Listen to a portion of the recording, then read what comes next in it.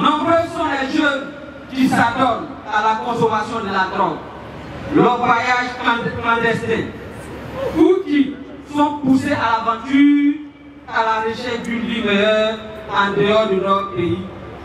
Pas désespoir. Et oui, pas désespoir. Monsieur le Président, c'est dans ce contexte de difficultés et de défis que nous, jeunes du PDCI RDA, vous exprimons notre détermination à vouloir changer cette crise réalité avec vous. Vous êtes celui qui peut offrir à notre jeunesse les opportunités de développement qu'elle mérite.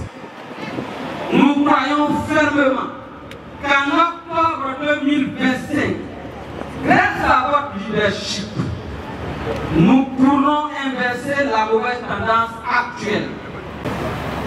Les militantes et militants du PDCI RDA sont aiguisés d'une conscience absolue de la taille des défis à relever. Ils connaissent les enjeux et sont conscients de l'âpreté de la lutte à mener. Mais imprégnés de vos assurances, ils veulent que vous sachiez qu'ils n'ont pas peur.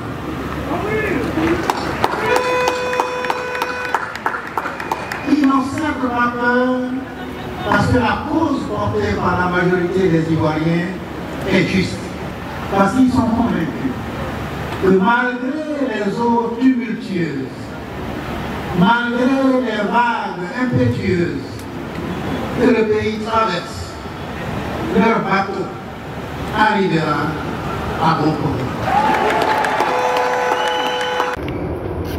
Au niveau du PDCI, l'espoir et l'engouement pour la politique que nous avons su susciter chez nos compatriotes ont conduit plusieurs dizaines de milliers d'Ivoiriennes et d'Ivoiriens à rejoindre nos rangs, à prendre une carte de militant et à payer leurs cotisations, ce dont nous leur sommes reconnaissants.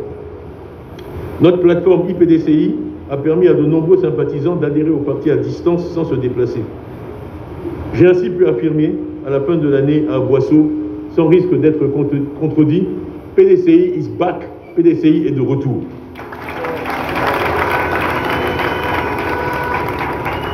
C'est un PDCI rajeuni, redynamisé, plein d'énergie, mais toujours fidèle à ses valeurs, à ses anciens et à ses traditions.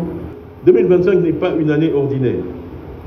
Elle marque notre entrée déjà dans le deuxième quart du XXIe siècle, mais surtout, c'est pour notre pays une année où il doit élire un président de la République. Une Côte d'Ivoire où les Ivoiriennes et les Ivoiriens sont bien formés, productifs et en bonne santé. L'économie et l'équité, le troisième volet, c'est-à-dire une Côte d'Ivoire prospère, mais aussi équitable, avec le secteur privé comme moteur de croissance. Je travaille moi-même depuis 38 ans, j'ai passé 33 de ces 38 années dans le secteur privé. Donc le PDCI s'est donné pour président un homme qui est un chef d'entreprise et un entrepreneur. Ce qui est consistant avec nos objectifs. Je l'ai dit à certains, je vais le répéter ici. Je suis déterminé à faire que beaucoup d'Ivoiriens s'enrichissent.